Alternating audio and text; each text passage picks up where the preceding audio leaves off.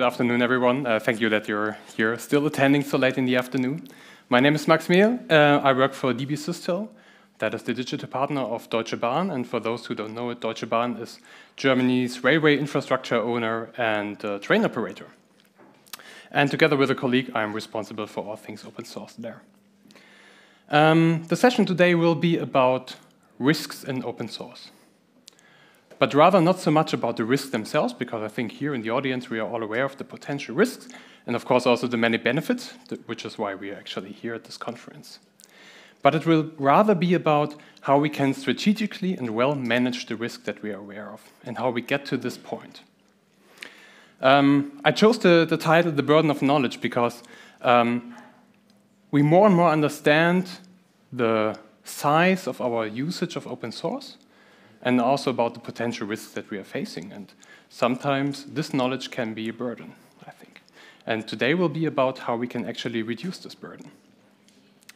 And this talk actually plays quite well into other talks that we've already seen today. For instance, the one from Jutta from Sendis, the keynote this morning, but also from Mirko about the CRA and his calls to action. So I hope you will enjoy it.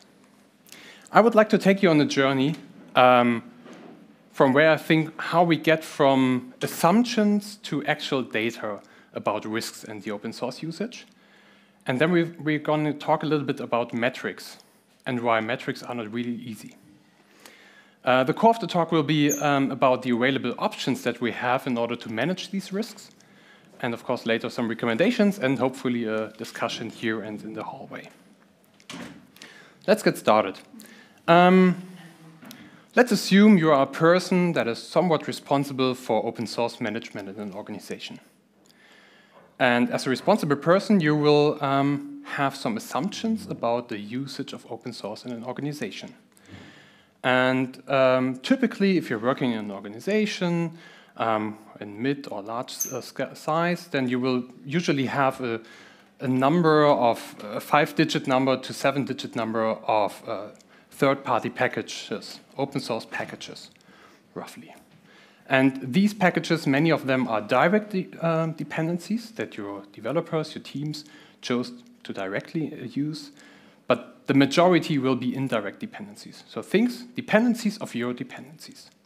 Okay, and all of these packages are somewhat spread around, I don't know, over 3 to 5-digit number of internal projects, however you measure them. But that's roughly the assumption that you will have, or that many of us had when we started. Okay, this is the one part. The other part is you know that there are potential risks in open source. And these could be manifold. The most popular one is probably security vulnerabilities. We read that in the press a lot. But there are also other risks, like, for instance, an open source project changes its license to proprietary license, for instance. So then we have a commercial, but also a working problem, or in general, we cannot use this as open source anymore. That's a risk. But there are also many more. One that I would call something like sustainability issues. So projects where the maintenance is very low, where the maintainer is not present anymore, the project is perhaps simply dead, or there are other things with the community that do not seem to indicate that the longevity of the project is well secured. Let's put it like this. And as a responsible person, you think, or you probably come to the conclusion, I need data to back this up. I need to know what's actually going on. And how would you do that? Well, typically, you will start by creating SBOMs for all your projects, for your internal projects. SBOMs, software bills of material, very complicated topic. You could have a whole dev room at FOSDEM to just talk about SBOMs, and there are inherent problems with it, like the quality of the SBOMs and so on, but this is not the topic for today. The SBOMs basically bundled together will show you what is your software supply chain, more or less. Okay, so you know about the open source usage in your organization. So now you want to know about the risks. So what could you do? I put here 4 metrics or methodologies, how you could try or attempt to measure risks. The one is a framework by CISA, which we'll be going to look later on in detail. Then there is, for instance, the OpenSSF scorecard by the OpenSSF Foundation, or OpenSSF. And they measure best practices regarding security in open source projects. And we are also going to look at that a little bit later. You have initiatives like Chaos. I think Dawn here presented that already last year about that. This is an initiative they created or came up with 80-something metrics from things that you can measure in open source projects. From very hard facts like, does it actually have a license? Is it an open source project? Up to how does the community behave? How is the maintainer going on? Is there diversity in the community? And so on. So many interesting metrics. And then you can run very specialized metrics or methodologies. And one example is our very own red flag checker. This one looks for a specific risk that we find important, which is the existence, for instance, of a CLA, a contributor license agreement, because we feel this is a potential risk that we have to look out for. So 4 very different methodologies, and there are many more, but this is just an example. So we are going to have a closer look at the CISA framework to just understand some of the mindsets that can be at play when we look at those kind of methodologies, not all of them. But this is an example which I find specifically interesting. So CISA is the US cybersecurity agency, and middle of last year, they published a report or like a working status from one of their working groups with the goal that this is a framework for measuring the trustworthiness of open source, which is interesting. And it's a little bit longer than what I quoted here, but these are the most interesting parts, I think. The one is, they start with saying, well, assessing the trust of open source is more complex than for doing this with a proprietary software vendor. Because there is no direct relationship between me as a user and the authors of the software. Okay. Reads something like that, which is written in stone, but we are going to come to that later. And then they say, even when very mature software projects, they adopt all of the good best practices regarding security, for instance, it is still the responsibility of those who use the software to assess each and every single open source project that I'm using, which is huge, as we've seen before. Okay. And they say, well, to measure trust, we look at 4 different categories. The first is we look at the number of active contributors or unexpected changes in account ownership. The second is we look at the presence of known security vulnerabilities or out-of-date dependencies. The third is whether the project requires 2-factor authentication on developer accounts. Highly specific. And last but not least, whether the project requires code review or has a responsible vulnerability disclosure process. And they say there could be more processes or more criteria that I look on, but it's all somehow should fit in one of those 4 categories. And then we can define trust in an open source project. I find this very interesting because of the whole mindset in which this is written. And I would say this is a very bad example on doing metrics and a bad framework for actually measuring trust or in general assessing open source risks. The first is that it puts me really in a very passive relationship to open source. I'm the consumer, I have no direct relationship, I cannot change anything about this. And the second is, it somehow makes open source again special in the sense that, well, I have to assess each open source project. What about proprietary software projects that I'm using? Shouldn't we rather speaking about trust in software in general? Okay. But the mindset, again, is I think, very passive, and it's a very narrow view on trust in open source. And it has also no connection to other issues and other potential risks that we have in open source. So I feel like this framework is a very good example of passive metrics. This is a bad example, but there are also good examples on in general, doing metrics on open source. I named them passive because I feel like, I will come to that later, that they are not really activating us. I think one of the core issues is that such metrics only measure what can be measured. That's an inherent problem. And I make a very hot take here. I would say that most in this room can make a really good assessment of an open source project and can probably more right in the end than all metrics bundled together, because there are things that cannot be easily measured. And that was my gut feeling, or my feeling in general about these kind of metrics. So I tried to look for studies for science that's actually falsifying me, or the opposite. And I found one, which is a study that compared, that looked at open source projects and figured out whether they're scoring well in the OpenSSF scorecard. Again, this is a tool that evaluates open source projects, finds out whether they follow the security best practices. And this study found that the OpenSSF score actually explains only 12% of the vulnerabilities. So the found and the not found vulnerabilities. And if we had an hour or more, I would love to dive more into the study because I find it interesting, and you could well argue that the number is actually higher and that there are some other factors. But I think in the end, it will never reach the 100% or even 80%. So there seem to be factors that are often disregarded by most of the metrics, or if not all. 2 examples, or 3.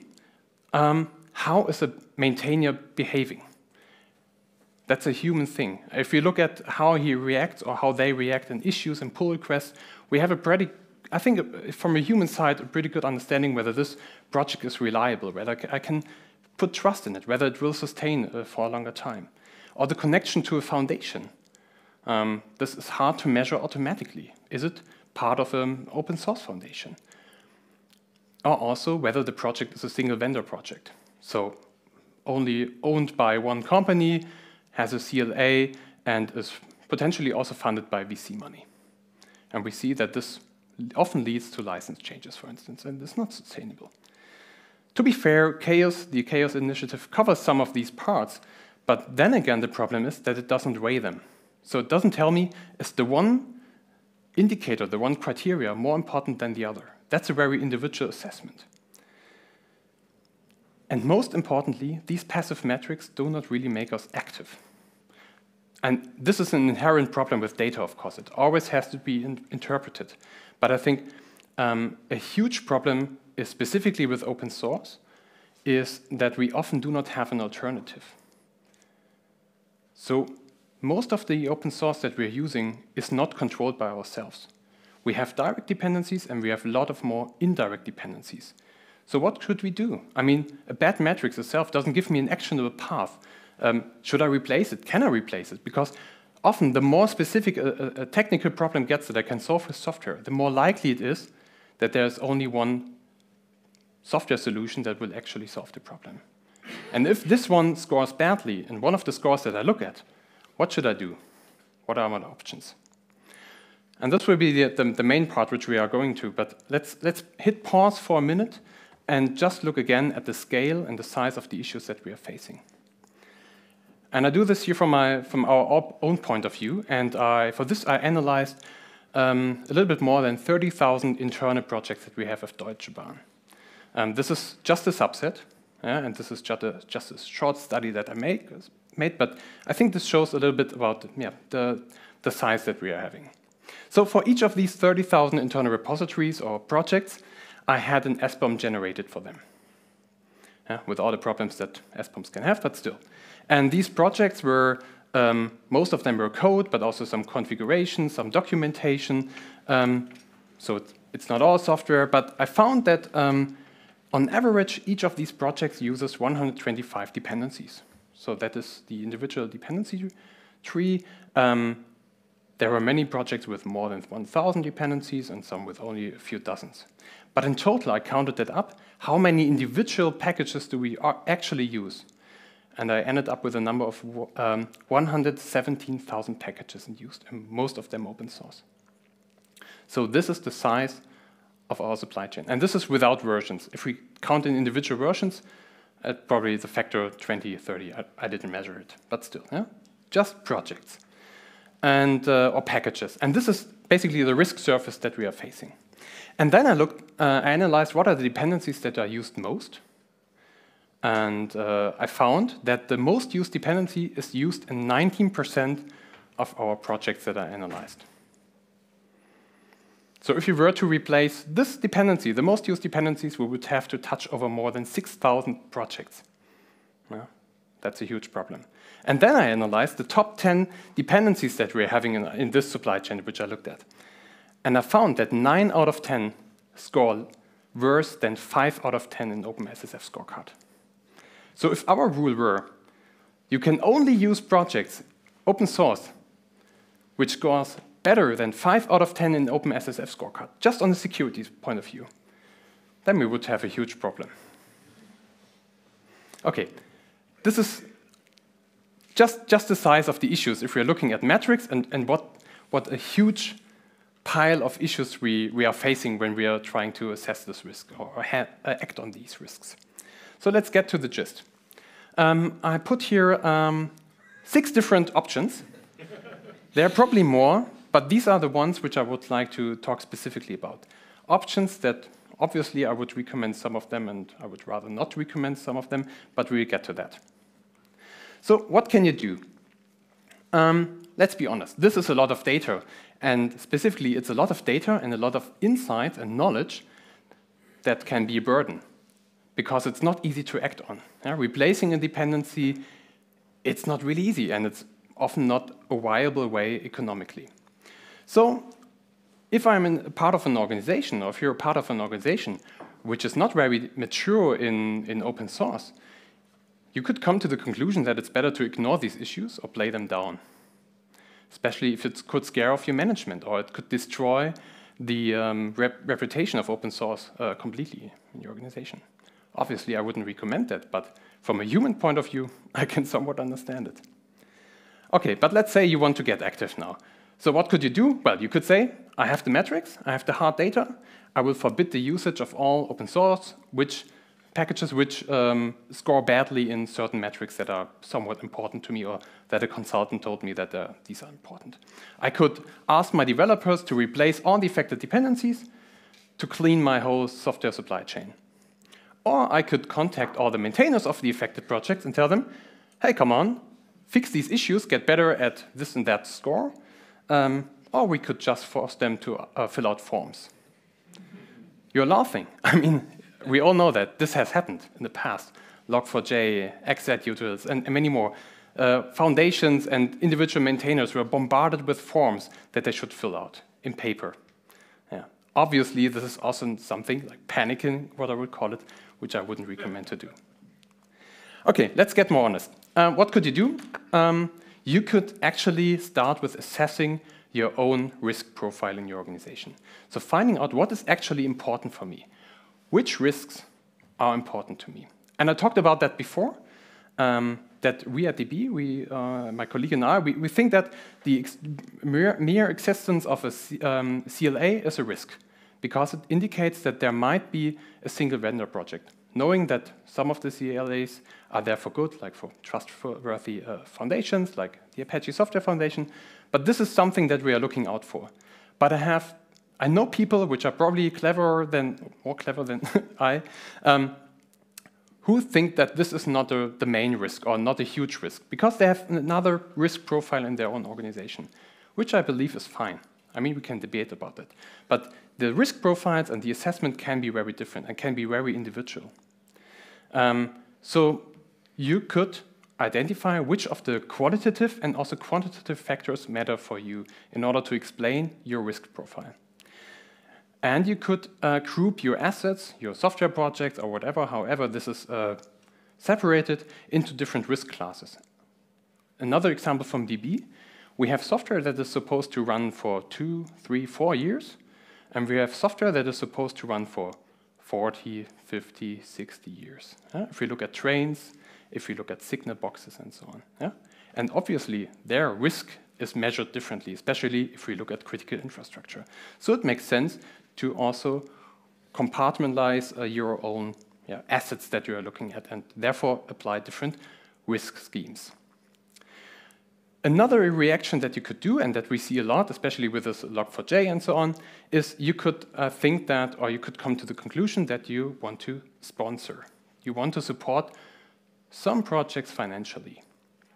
So what could you do? You assessed critical projects for your supply chain, or you make a popularity contest in your company, and you say, well, let's support these maintainers, these projects individually on our own. But it may be wiser to do this together. You could trust institutions like the Sovereign Tech Agency, who fund critical infrastructure and who do the job for you to actually identifying what can be important to you. Or you can do that through companies like Tidelift and their services, how they support maintainers. You could also nudge foundations that you're a member of, or business associations, and telling like, we have the same interest, we should we should come together and actually fund these projects or this ecosystem of projects collaboratively. I think the financial point of view, that could be a little bit tricky. We know that money can complicate things, and not every developer actually wants to have money, because usually companies would expect something in return when they give money. And this can change the dynamics of an open source project. So I'm just saying this here, this can be more complicated than we would wish for. So money itself doesn't really only solve things and fix things. It can also complicate things. Anyway, let's get to the last two options. What you could also do is to become co-maintainers or maintainers of the projects which you think are important to you. You could either enable your developers or your teams to do that, or you could also set up internal teams to do that. Because let's be honest, there are still many organizations out there where not every developer, not every employee is actually knowledgeable or experienced enough to make really good open source contributions and to play well with the open source culture and different cultures in different projects. So you could centralize that and set up 1 or 2 teams or more that provide the support also internally, that manage or coordinate the contribution efforts and so on. Or again, you could partner up with other organizations, like for instance, buy your memberships in foundations or in business associations and share these efforts. Come to the conclusion, well, this is critical for us as a group, as a sector, whatever, and we are sharing the effort actually and not doing everything on our own. And all of these options here are rather on the reactive side. So we see risks, we see problems, but we could also become more proactive and help our teams, help our developers to choose open source more wisely. So to make an educated choice of open source, at least for the direct dependencies. So you could come up with criteria that are based on your individual risk assessment, so that these developers understand, what do I have to look out for? What is important actually when I choose from open source projects? Especially if I have a choice, if I can choose from 1, 2, or 3 different open source projects that functionally do the same, but which one is the better? And that's, for many people, not easy to find out. And that really depends on the organization which you're part of. And of course, in this process, metrics and tools can help, but in the end, this is would be rather like based on an individual assessment, perhaps, or like a qualitative, like I look at projects. We have that at DB, actually. We have a guide that helps with the selection of open source software, where we came up with some criteria that we find important and which helps, and we got a lot of positive feedback, which helps with choosing open source projects, especially if I compare more, or if I look at more than one project. So these are the 6 options that we discuss here. There are probably more, but I think they can be roughly grouped into those. And I pointed at a very bad example from the US, and I would like to highlight a good example from the US. Okay, from the last administration, it was from the Biden administration. So this is part of a memo, also released mid last year, so I think roughly 1 month after the CISA framework. And there's a lot of stuff about cybersecurity priorities, but one part here, and I quoted it in full because I find it so beautiful, it's on improve open source software security and sustainability. Just the presence of the word sustainability. It's awesome. I mean, this is coming from the White House. Yeah? And they say, well, we start with recognizing the many benefits of open source. And in order to sustain that, the agencies are asked to actually contribute to maintaining open source software. And they continue with saying, well, we have to enable, or you as agencies at the addressees of this memo, you should enable and encourage your employees and contractors to contribute. And contribution can come in very different forms, monitoring changes, patches, security-related stuff, and so on.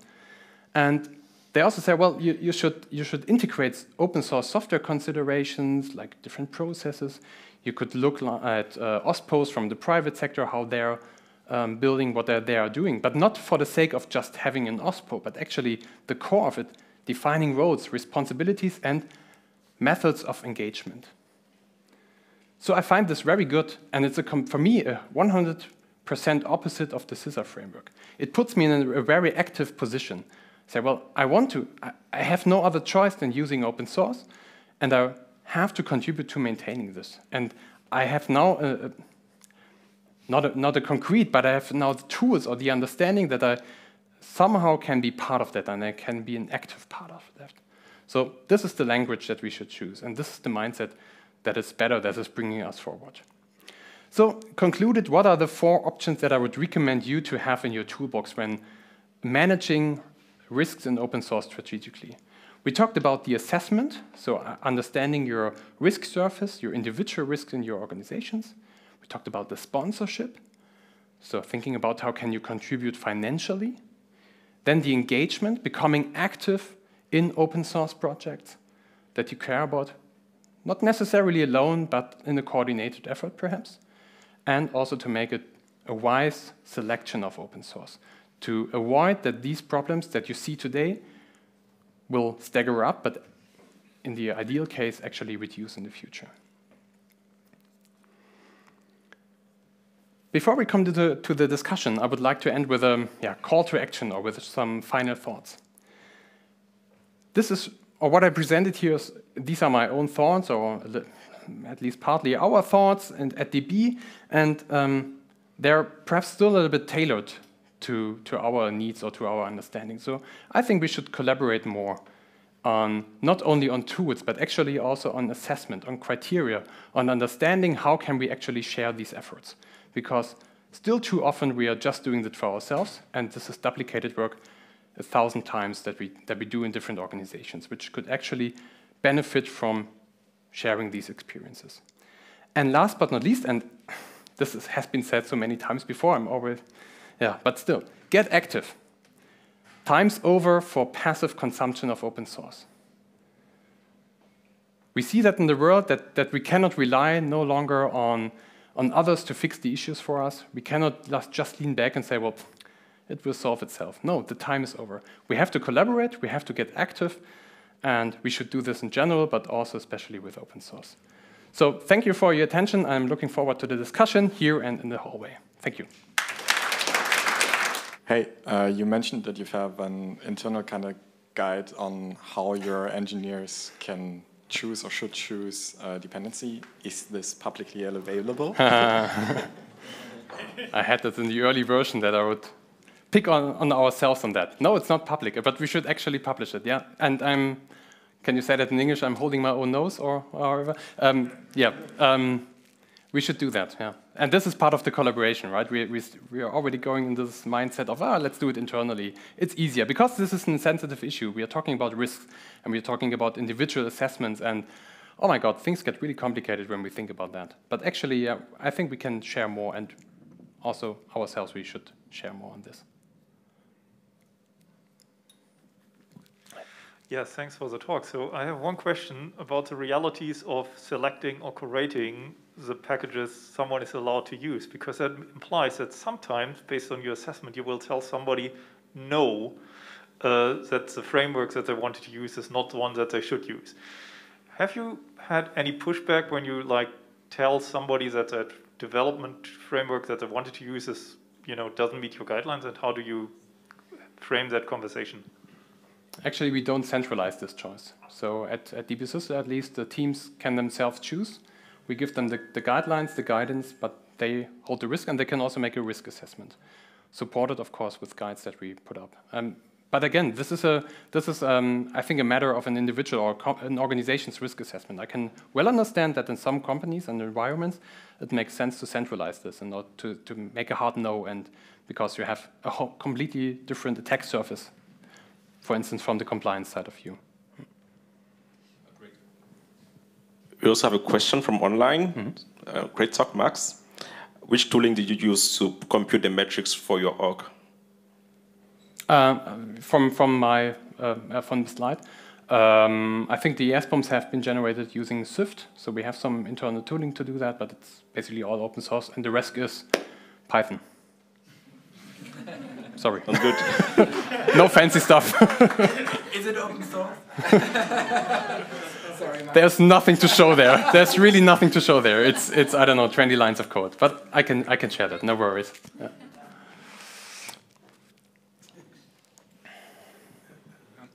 Yeah, thank you. I was very interested about your. You said it's a decision about using and dependency. You can't do it by numbers. We also tried this, and yeah, numbers and counting and what to have to look for. Of course, we had these numbers GitHub stars, and we said no, don't use it because it's totally worthless. But in the end, I always say, please come to me, let's talk about it, and it's not really a mathematical way to decide. So I'm very happy that you said in the end it's a decision by the gut. So do we have anything similar? Because I would like to have a link to say, okay, at the end you have to decide by the gut. Or can you just publish this and I can refer to this and say, okay. You mean like the guide on assessing open source, on making a choice on open source projects? Or? Yes, definitely. But for me, the most important thing would be at the end, you can't have real numbers and say, okay, yes, hop or chop. Yeah. And at the end, you have to make a decision, and it can't be number based. Yeah, I completely agree. And I think, I mean, this really depends again on the organization. I think for us at least, it's a little bit decentralized, so we don't make a central choice. So we hope that we are able to educate the developers and the teams to make this choice. But ultimately, I mean, it also depends on different things. I mean, talking from an economical standpoint, it sometimes can make sense to use a project which is scored so badly in all the different scores because just it solves my problem that I have so efficiently. So from an economical standpoint, from an efficiency standpoint, it makes more sense to go into this risk. And of course, then I can choose some of the things from the toolbox, for instance, the engagement, and saying, well, it's scoring badly, and it's very important for me, so I should engage with this project. I should myself, as a team, for instance, or as a single developer, or whatever, or as an organization, I should improve the number, the metrics, because I want to use the project. I have to use it actually, and so there's no other way around than getting active here. So I think this is always an individual choice that you have to make. I think this was also the point that you were making, right? Yes. I often wonder what's the difference to proprietary software. And what I get from your talk is that the main difference is a huge dependency chain. Because we can measure open source software way better than we could proprietary software. So we have the data. So we don't have it for proprietary software. So we need to use some personal opinions or whatever to decide which software we use. Now, how I got it, you suggest the same for open source software because the numbers are difficult. So that looks to me the same. And I wonder what the difference is. And yeah, as I said, I think it's the dependencies, but what do you think? The difference between open source and, I'm not sure. I mean, also proprietary software that you have is mostly relying on open source dependencies. I mean, there are reports out there, for instance, from Synopsys saying, well, roughly 80% of the code bases that they analyzed, and this is all proprietary software, I guess, is consisting of 90%, of 80% something like open source software. And it's found in 97% of the code bases that they analyze. So even proprietary software consists mostly of open source software. And I think this is a quite interesting discussion when we look at the CRA, for instance. I think the leverage that we're having now in demanding the existence of an SBOM or delivery of an SBOM allows us to also have a look at this in the software supply chain of a proprietary software. So we could also ask these questions and say, well, what have you been using there? Or from different perspectives, like from the open source management point of view, but also from the security point of view.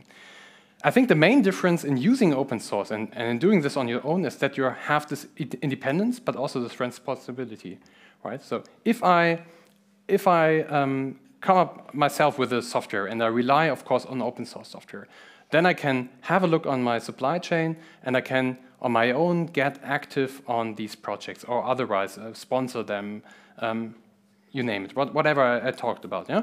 If I'm relying on proprietary software vendor, my leverage is not that high. Of course, I can write them emails and say, well, get better, and you have to improve your management of your open source software. And I see there are many security vulnerabilities. So according to the CRA, you are somewhat responsible in order to maintain that, and so on.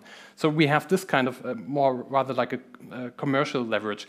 But with open source, if we consume it directly, in a sense, then we can actually do something about it. And I think this is the difference. We have more independence, we have more control, but perhaps also a little bit more responsibility on doing this on our own. Thanks a lot. What you mentioned is basically part of the maybe initial selection, if you call it like that, of an open source project. And I think at least what we've seen recently, maybe more, I'm not sure, is projects dying over time because, you don't know, the VC money is gone or something weird like that, or just the teams are splitting up. Do you have some experience with noticing that maybe one of your dependencies, which you have already selected because back then it was healthy, is about to die, and then basically trying to prevent the worst thing of using a deprecated thing? It's an interesting discussion. We don't have made up our minds. I think there are some indicators that you can probably have, the number of commits or the number of releases and so on, the number of active contributions which are not just RenovateBot or DependerBot, something like this. I think there are some indicators, and I think they're also covered in, that's one of the metrics that OpenSSF measures, the activity in the last 90 days or so. By the way, also the red flag checker. But in the end, it's, I heard an argument, it's not my own, in a podcast, and they said, well, sometimes a software is just complete. If it, especially in the JavaScript world, right, where the whole logic is in 30 lines of code and it just does a stupid thing, I think there are good arguments in saying, well, there doesn't have to be a daily activity in order to sustain the project. Perhaps it's good enough to just look at it once a year, unless there are security vulnerabilities. And I think it's very different for a huge pile of software, like a Kubernetes should probably be maintained more than once every 90 days, right? So I think, again, this is a very individual thing. And it depends on where actually are you using this open source dependency. And where do you have to look at specifically. So my take would be, or my strategy would rather be to identify the software that you're using, that you are depending the most on, not only 1 or 2 times, but actually thousands, tens of thousands times, and look at them very specifically. And not only just by numbers and the activity, but also the health of the community, the behaving of the maintainer, whatever. And there again, the chaos metrics, for instance, they can be a starting point, and they give you a feeling of what you could look at, basically. But it really depends on your own risk profile. Thank you. Yeah, I agree. Thank you. What I estimated is that based on the numbers from the Sovereign Tech Fund, on average you have 500,000 euros per project, and if you have 10,000 projects, you end up with 5 billion or something like this, which sounds like a big number, but if you share it in the entire community or in the entire European Union or with other people, the number is not so big if we compare to the numbers at the moment which are moved in TV. So effectively something like the Sovereign Tech Agency scaled up to European or worldwide activity would be one of the solutions I would prefer. If they have learned now how to deal with it, and this is a good thing, and you cannot handle it alone. I have asked some people, I asked Ernest Durbin III, who is responsible for PyPI, and he is maintaining in a half-time job 435,000 packages, which is not a good relation. Yeah. So do you agree with this, or? I fully agree. I think the Sovereign Tech Agency really shows what can be done and that this is a good way, and they showcase that they're a really valuable asset in solving these issues. And I think also the numbers that Jutta showed today with a 0.5% of money flowing actually into open source, I mean, this is alarming. if we look at the numbers of the importance of open source. I wouldn't agree with the statement that if we just scale up a sovereign tech agency, everything would be solved. I think there are different ways, different channels how we have to get active. And we cannot only rely on one organization or two organizations, because also their assessment may be different. I mean, I think they invested a lot of money in Haskell and so on, which is important, but at least for us at DB, I believe we have other ecosystems that may be more important to us, which is fine. I mean, they're doing a great job. So we ourselves have to understand, like, what do we rely on? Do we know organizations, partners, whatever, that have a similar risk profile? And I would say, well, team up, do that together. And I think the CRA actually can be an opportunity. This has also been said a lot today, and to actually get active, because we are kicked in the arse, basically, to actually get started with that. Thank you. Thank you. We have one more question online. Would you like to take it? Okay, good.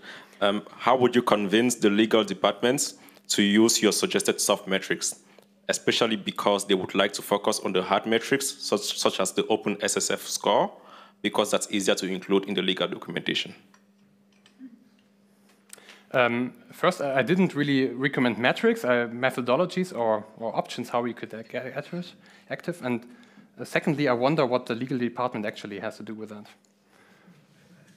That would be my...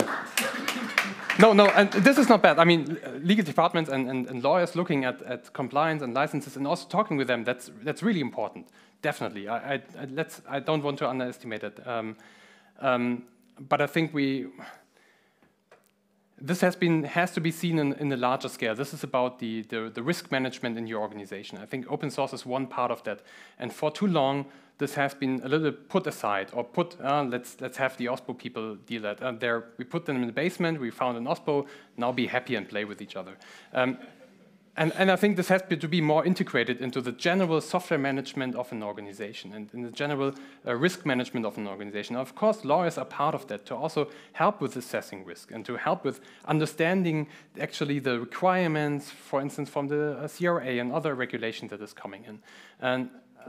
But I wouldn't say, well, and of course they are probably interested in hard facts, but these hard facts have to be based on my individual, I say it again, risk assessment, that they are actually measuring what is important. And then, of course, my job as someone responsible for open source would be to explain them why I think that these metrics or the following criteria is more important than stuff that perhaps a consultant told me or that is written in a blog article.